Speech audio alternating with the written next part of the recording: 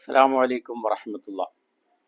പ്രിയപ്പെട്ട ജനാധിപത്യ വിശ്വാസികളെ, എല്ലാവർക്കും സ്വാഗതം. അങ്ങനെ മറ്റ് പല രംഗങ്ങളിലും ലോകത്തിന് അനുകരണീയ മാതൃകയായി പരിലസിക്കുന്ന നമ്മുടെ മഹത്തായ ഭാരതം വളരെ തീവ്ര സ്വഭാവത്തിലുള്ള അല്ലെങ്കിൽ ത്വരിത സ്വഭാവത്തിലുള്ള ഒരു വോട്ടർ പട്ടിക പരിഷ്കരണത്തിലൂടെ നമ്മുടെ ജനാധിപത്യത്തെ കൂടുതൽ തികവുറ്റതും ന്യൂനതകളിൽ നിന്ന് വിമുക്തവും പരിശുദ്ധവുമാക്കി തീർക്കാനുള്ള വളരെ ബൃഹത്തായ ഒരു യജ്ഞത്തിൽ ഏർപ്പെട്ടിരിക്കുകയാണ്. ഈ ശുദ്ധീകരണ പ്രക്രിയ എന്ന് പറയുമ്പോൾ അത് വളരെ ത്യാഗനിർഭരമായ ഒരു പ്രവൃത്തിയാണ്. അപ്പം നമ്മൾ ഫിഖ്ഹിന്റെ കിതാബുകൾ ഓതുമ്പോൾ ആദ്യത്തെ ആ ബാബുകളൊക്കെ ശുദ്ധീകരണത്തെപ്പറ്റി, വെള്ളത്തെപ്പറ്റി ഒക്കെയാണല്ലോ. അപ്പൊ ശുദ്ധീകരണം എന്നുള്ളത് വളരെ പ്രധാനപ്പെട്ട ഒരു കാര്യമാണ്. അപ്പൊ നമ്മുടെ ഭാരതം ആ ഒരു അന്തസത്ത ഉൾക്കൊണ്ടുകൊണ്ടാണ് ഇപ്പോൾ ഈ ഒരു ശുദ്ധീകരണത്തിലേക്ക് ഇറങ്ങിയിട്ടുള്ളത്. ഈ സന്ദർഭത്തിൽ ഒരു ഷാഹിദ് ബൈത്ത് ഞാൻ ഓർത്തു പോവുകയാണ്. ലഅല്ലല്ലാഹ ഫളലകും അലൈനാ ബിശൈഇൻ ഇന്ന ഉമ്മകുമു ശരീമു. ലഅല്ലല്ലാഹ ഫളലകും അലൈനാ, ദൈവം ഞങ്ങളെക്കാൾ നിങ്ങളെ ശ്രേഷ്ഠരാക്കിയേക്കാം. ബിശൈഇൻ, ഒരു കാര്യം കൊണ്ട്. എന്താണ് ആ കാര്യം? ഇന്ന ഉമ്മക്കുമു ശരീമു, തീർച്ചയായും നിങ്ങളുടെ മാതൃരാജ്യം, അതിൻ്റെ ഭാവിയും അതിൻ്റെ ഭൂതവും വളരെ സമ്പന്നമാകുന്നു, വളരെ മനോഹരമാകുന്നു, വളരെ സമൃദ്ധമാകുന്നു, വളരെ സുരഭിലമാകുന്നു എന്ന കാര്യം കൊണ്ട് ദൈവം ഞങ്ങളെക്കാളൊക്കെ നിങ്ങളെ ശ്രേഷ്ഠരാക്കിയേക്കാം, അതായത് ശ്രേഷ്ഠരാണ് എന്ന് ഇന്ന് ഭാരതത്തെ നോക്കി ലോകരാജ്യങ്ങൾ പറയുകയാണ്. പ്രത്യേകിച്ചും സോവിയറ്റ് യൂണിയന്റെ തകർച്ചയ്ക്ക് ശേഷം ശീതയുദ്ധാനന്തര കാലത്ത് ഇന്ന് എന്ത് കാര്യത്തിലും മാർഗദർശനത്തിന് വേണ്ടി, മാതൃകയ്ക്ക് വേണ്ടി ലോകം ഉറ്റുനോക്കുന്നത് ഈ പരിശുദ്ധമായ മഹത്തായ ഭാരതത്തിലേക്കാണ്. അങ്ങനെ സുതാര്യമായ ഒരു ജനാധിപത്യ പ്രക്രിയയെ എങ്ങനെ കൊണ്ടു നടത്താം എന്നുള്ളതിനും അത്തരത്തിലുള്ള ഒരു മാതൃക ഭാരതം രചിച്ചുകൊണ്ടിരിക്കുകയാണ്. ഞാനിപ്പോൾ ഈ ചൊല്ലിയ ആ ബൈത്തിൽ പറയുന്ന ആ വാക്കുണ്ടല്ലോ, ആ വാക്കിന്റെ അർത്ഥം സവാഉൻ ഖുബുലുഹ വ ദുബുറുഹ എന്നാണ്. എന്ന് പറഞ്ഞാൽ അതിന്റെ മുഖബിൽ, അതിന്റെ ഫ്യൂച്ചറും ഭാവിയും, അതിന്റെ ദുബർ അതായത് അതിന്റെ മാമല, അതിന്റെ ഭൂതകാലവും ഒരുപോലെയാണ്. അതായത് ഭാരതത്തെ സംബന്ധിച്ചിടത്തോളം അതിന്റെ കഴിഞ്ഞ കാലം, അതിന്റെ ഭൂതകാലം വളരെ സമ്പന്നമാണ്, വളരെ സുരഭിലമാണ്, വളരെ മാതൃക നൽകുന്നതാണ്, വളരെ പ്രകാശമാനമാണ്. ഭാരതത്തിന് വരാനിരിക്കുന്ന അതിന്റെ ഭാവിയും ഇതുപോലെ തന്നെ വളരെ തേജസ്സുറ്റതാണ്, വളരെ പ്രകാശം പരത്തുന്നതാണ് എന്നുള്ളത് അന്നേ ആ കവിതയിലൂടെ ആവിഷ്കരിച്ചിരിക്കുകയാണ്. അവിടെ ഉമ്മ എന്നുള്ളത് കൊണ്ട് ഉദ്ദേശിക്കുന്നത് ഭാരതാംബയാണ്, മാതാവ്, മാതൃരാജ്യം, മാതൃഭൂമി. അങ്ങനെ അർത്ഥം വെച്ച് നമ്മൾ പഠിക്കണം.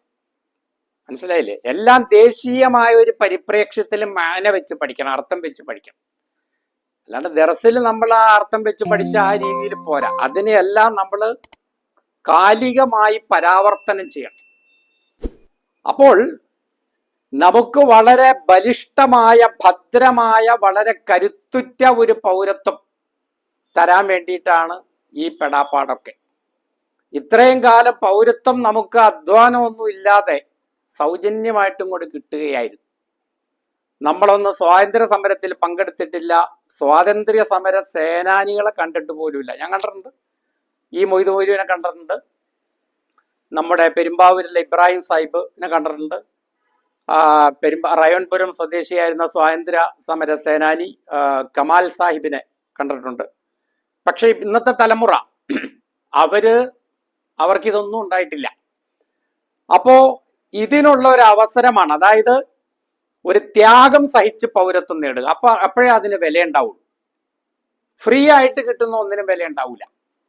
അപ്പൊ 2002 വോട്ടർ പട്ടികയിൽ പേരുണ്ടോ എന്ന് ഉറക്കമൊഴിച്ചിരുന്ന് അതെങ്ങനെയാ നോക്കേണ്ടത്? PDF ഡൗൺലോഡ് ചെയ്തിട്ട് ഒരു തലക്കേന്ന് തൊട്ട് മറ്റേ തല വരെ, മീസാൻ തൊട്ട് ഖത്തറിനത വരെ, അത് കഴിഞ്ഞിട്ട് ഷവാഹിദ് ഖത്തർ വരെ അങ്ങ് ഓതണം. പിന്നെ അൽഫിയെ ഓതണം. മനസ്സിലായോ? അല്ലാണ്ട് സാധാരണ ഇപ്പൊ നമ്മൾ എങ്ങനെയാ സെർച്ച് ചെയ്യാറ്? നമ്മൾ ഗൂഗിളിൽ കയറി ഒരു കീവേഡ് വെച്ച് കൊടുത്ത് സെർച്ച് ചെയ്ത് അതിങ്ങ് എടുക്കുക, പണി തീർന്നു, ഖലാസ്. ഇതല്ല, ഇരുന്നങ്ങ് ഓതണം. ആ ഓത്ത് എന്ന് പറഞ്ഞ രാജ്യത്തിന് വേണ്ടിയിട്ടുള്ള ആ പാരായണം, ആ റിസൈറ്റേഷൻ, ആ വോട്ടർ പട്ടികയുടെ 2002 ആ വോട്ടർ പട്ടിക നമ്മൾ പാരായണം ചെയ്യുമ്പോൾ തന്നെ ഒരു പതിറ്റാണ്ടുകൾ അപ്പുറത്തേക്ക് നമ്മുടെ സ്മൃതികൾ അങ്ങോട്ട് പറന്ന് പിറകോട്ട് പോവാണ്. അപ്പൊ നമുക്ക് കുറച്ചും കൂടി നമ്മുടെ ഭൂതത്തിൽ അടിയുറച്ച ഒരു ദേശസ്നേഹം, ഒരു മാതൃഭൂമിയോടുള്ള ഒരു ഭക്തി നമ്മിൽ അങ്ങ് വല്ലാതെ അങ്കുരിക്കുകയാണ്. ഇതൊക്കെയാണ് ഇതിലൂടെ കണ്ടിട്ടുള്ളത്. ഇപ്പൊ നരേന്ദ്രമോദിജിയോ അല്ലെങ്കിൽ അമിത്ഷാജിയോ അല്ലെങ്കിൽ ജ്ഞാനേഷ് കുമാർ ജിയോ ഒക്കെ ഇതൊക്കെ കൊണ്ടുവന്നിട്ടുള്ളത് നമ്മളോടുള്ള ഗുണകാംക്ഷ കൊണ്ടാണ്. അതിൽ ചെറിയ ബുദ്ധിമുട്ടുകളൊക്കെ നമുക്ക് വരും. അത് മഹത്തായ ഭാരതാംബയ്ക്ക് വേണ്ടി സഹിക്കാൻ നമുക്ക് കഴിയണം. അവിടെ നമ്മുടെ മാതാപിതാക്കളുടെ രേഖകൾ ചോദിക്കുന്നു വോട്ടവകാശം കിട്ടാൻ. അതങ്ങനെയാണല്ലോ, കിതാബുകളിലൊക്കെ അങ്ങനെ ചോദിക്കുകയും പറയുകയല്ലേ ചെയ്തിട്ടുള്ളത്. ഇന്ന അബാഹ വ അബാഹ ഖദ് ബാലഗ ഫിൽ മജ്ദി ഗായത്താഹ. ഇന്ന അബാഹ തീർച്ചയായിട്ടും അവളുടെ ബാപ്പ, വ അബാ അബാഹ അവളുടെ ബാപ്പാടെ ബാപ്പായും. കണ്ടോ, എന്നാ പറഞ്ഞേ? അപ്പൊ ബാപ്പാടെ ബാപ്പ, ഇതിപ്പോ ബാപ്പാടെ മാതാപിതാക്കളുടെ അല്ലേ ചോദിച്ചോളൂ. ജദ്ദിന്റെ പിതാമഹന്റെ വെല്ലുപ്പാട് ചോദിച്ചിട്ടില്ലല്ലോ. അതും ചോദിച്ചിട്ടുണ്ടോന്ന് എനിക്കൊരു സംശയമുണ്ട്. ഇനി അങ്ങനെയാണെങ്കിൽ അതിനുണ്ട് ഈ ഭാരത്ത്, അതിനും ബൈത്തുണ്ട്. അത് പറയട്ടെ. ഇന്നൽ മാഉ അബീ വജദ്ദി വബിഇരീദു ഹഫർതു വദൂ തവൈതു. എന്താ ഇതിന്റെ അർത്ഥം? ഇന്നൽ മാ, തീർച്ചയായിട്ടും ഈ വെള്ളം എന്ന് പറഞ്ഞാൽ മാഉ അബി, എന്റെ ബാപ്പാടെ വെള്ളമാണ്, വജദ്ദി എന്റെ വെല്ലുപ്പാടെയും വെള്ളമാണ്, വബിഇരി എന്റെ കിണറ് എന്ന് പറഞ്ഞാൽ അത് ഹഫർത്തു ഞാനാണത് കുഴിച്ചത്, വതവൈതു വബിഇരീദു ഹഫർത്തു വദൂ തവൈതു അത് ഞാൻ ചുരുട്ടി അത് വട്ടത്തില് വളച്ചു കെട്ടി എടുത്തു. മനസ്സിലായില്ലേ? പറയാം. അപ്പൊ അങ്ങനെ എന്തും നമ്മൾ ഇവിടെ ഈ വെള്ളം എന്ന് പറഞ്ഞാൽ വെള്ളമല്ല, അത് എന്ന് പറഞ്ഞ ദേശീയമായ ചൈതന്യമാണ്, ദേശീയമായ ഒരു ആത്മാവാണ്, ആ ഒരു സ്പിരിറ്റാണ്, ദേശസ്നേഹമാണ്. മനസ്സിലായില്ലേ? അപ്പൊ അത് നമ്മൾ തലമുറകളിലൂടെ സംക്രമിച്ചിങ്ങോട്ട് വരേണ്ടതുണ്ട്. അപ്പൊ അതിനൊക്കെയുള്ള ഒരു പ്രക്രിയയിലാണ് നമ്മളിപ്പോ വ്യാപൃതരായിട്ടുള്ളത് എന്നുള്ളത് തിരിച്ചറിയാൻ വേണ്ടിയിട്ടാണ് ഈ ബൈത്തുകളൊക്കെ പാർന്നത്. മനസ്സിലായില്ലേ? ഇതുപോലെ തന്നെ പൗരത്വത്തിന്റെ ഒരു പേറ്റുനോവാണ് നമ്മൾ അനുഭവിക്കുന്നത് എന്നും പറയാം. ജനകീയമായ സമരങ്ങൾ എന്നൊക്കെ പറഞ്ഞ് പല ആളുകൾ ഇപ്പൊ തമിഴ്നാട് എന്തൊക്കെയോ കാണിക്കുന്നുണ്ട്. അവര് കേസ് കൊടുക്കുവോ?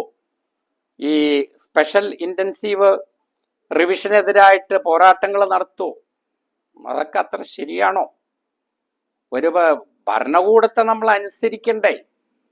എല്ലാ ഭരണകൂടത്തിനെതിരായിട്ട് നിങ്ങളൊന്നും ചെയ്യരുത്.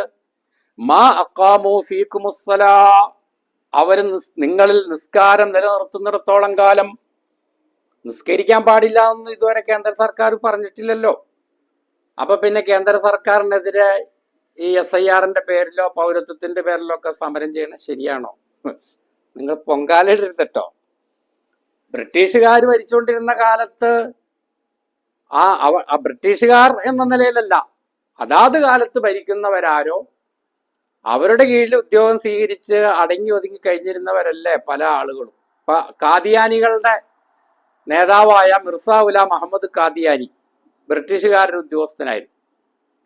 സമസ്ത കേരള ജമിയത്തുൽ ഉലമായുടെ സ്ഥാപകനായ വരയ്ക്കൽ മുല്ലക്കോയ തങ്ങൾ റഹ്മത്തുള്ളാഹി അലൈഹി, അദ്ദേഹവും അക്കാലഘട്ടത്തിലെ ഒരു ഗവൺമെന്റ് ഉദ്യോഗസ്ഥനും ഭരണകൂടവുമായി സഹകരിച്ചു പോരുന്ന ആളുമാണ് എന്നാണ് മനസ്സിലാക്കിയിട്ടുള്ളത്. പിന്നെ ഈ വാരിയംകുന്നത്ത് കുഞ്ഞഹമ്മദ് ഹാജിയെ പോലെയൊക്കെയുള്ള ഒറ്റപ്പെട്ട ചില ആൾക്കാർ അവര് ഭരണകൂടത്തിനെതിരെ പോരാട്ടങ്ങൾ നടത്തിയിട്ടുണ്ട്, പ്രതിഷേധങ്ങൾ നടത്തിയിട്ടുണ്ട്. അത് ചരിത്രത്തിലെ ചില വേറിട്ട അധ്യായങ്ങളാണ്, ചില ഒറ്റപ്പെട്ട സംഭവങ്ങളാണ് എന്നൊക്കെയല്ലേ പൊതുവിൽ നമ്മുടെ സമുദായത്തിന്റെയും സമൂഹത്തിന്റെയും ഒക്കെ മുഖ്യധാരക്കാർ പറയണത്. അതൊക്കെ വിശദമായിട്ട് അറിയാവുന്ന ആൾക്കാർ പറയാട്ടോ, ഞാനത് സൂചിപ്പിച്ചു എന്ന് മാത്രമേ ഉള്ളൂ. അപ്പൊ ഏതായാലും ഇവിടെ ജനകീയ സമരങ്ങളൊക്കെ നടത്തിയിട്ട് ആൾക്കാർ എഴുന്നേറ്റ് പോവുക. അപ്പൊ ആശാ വർക്കർമാർ സമരം നടത്തി. ആ സഹോദരിമാർ അവസാനം അവര് തന്നെ ആ സമരം അവസാനിപ്പിച്ചു. കർഷക സമരം അവസാനിപ്പിക്കാൻ നേരത്ത് കൊടുത്ത ഉറപ്പുകളല്ലാത്ത ഉറപ്പുകൾ, അതൊക്കെ ഇപ്പൊ എന്തായി എന്നുള്ളതിനെ അതിനെപ്പറ്റിയൊക്കെ എല്ലാവരും ഒന്ന് അന്വേഷിക്കും. അപ്പൊ ചുരുക്കത്തിൽ ഇവിടെ നമുക്ക് വേണ്ടി കഷ്ടപ്പെടാൻ നരേന്ദ്രമോദിജിയും അമിത്ഷാജിയും ജ്ഞാനേഷ് കുമാർജിയും ഒക്കെയാണ് ഉള്ളത്. കുറ്റം പറയുന്ന നിങ്ങൾക്ക് കുറ്റം പറഞ്ഞിട്ട് അങ്ങ് പോയാൽ മതി. പണ്ട് ജോസ് പടിക്കൽ എന്നും പറഞ്ഞൊരു എറണാകുളംകാരനാണ്, കൊച്ചിക്കാരനുണ്ടായിരുന്നു. പുള്ളി എല്ലാ ഇലക്ഷനും മത്സരിക്കും, പഞ്ചായത്ത് ഇലക്ഷൻ തൊട്ട് രാഷ്ട്രപതി ഇലക്ഷൻ വരെ. അപ്പോൾ ഒറ്റ ഇലക്ഷനിലും സ്വാഭാവികമായിട്ടും ജയിച്ചിട്ടൊന്നുമില്ല. അപ്പൊ മൂപ്പര് ഒരിക്കൽ കലൂര് സ്റ്റാൻഡിൽ നിന്നിട്ട് പ്രസംഗിക്കുകയാണ്. ഈ സെബാസ്റ്റ്യൻ പോളും ഈ ജോർജ് ഈഡനും ഒക്കെ ജയിച്ചിട്ട് അങ്ങ് പോവും, പിന്നെ നിങ്ങളുടെ കാര്യം നോക്കാൻ ഞാൻ മാത്രമേ ഉണ്ടാവുള്ളൂ, അത് ഓർത്തോ എന്നാണ് ജോസ് പടിക്കൽ പറഞ്ഞത്. എന്ന് പറഞ്ഞ പോലെ ഇപ്പൊ ഇലക്ഷൻ കമ്മീഷനെയും അമിത്ഷാനെയും നരേന്ദ്രമോദിനെയൊക്കെ കുറ്റം പറയുന്ന ആൾക്കാർ കുറ്റം പറഞ്ഞിട്ട് അങ്ങ് പോവും, പിന്നെ നമുക്ക് നായി വെള്ളം തരാൻ ഇവരെ ഉണ്ടാവുള്ളൂ, ജോസ് പടിക്കൽ പറഞ്ഞ പോലെ. അപ്പൊ അതുകൊണ്ട് ഇനി കൂടുതലൊന്നും പറയുന്നില്ല. എല്ലാവർക്കും നന്മകൾ മാത്രം ഭവിക്കട്ടെ എന്ന് ആശംസിക്കുന്നു. മഅസ്സലാമ.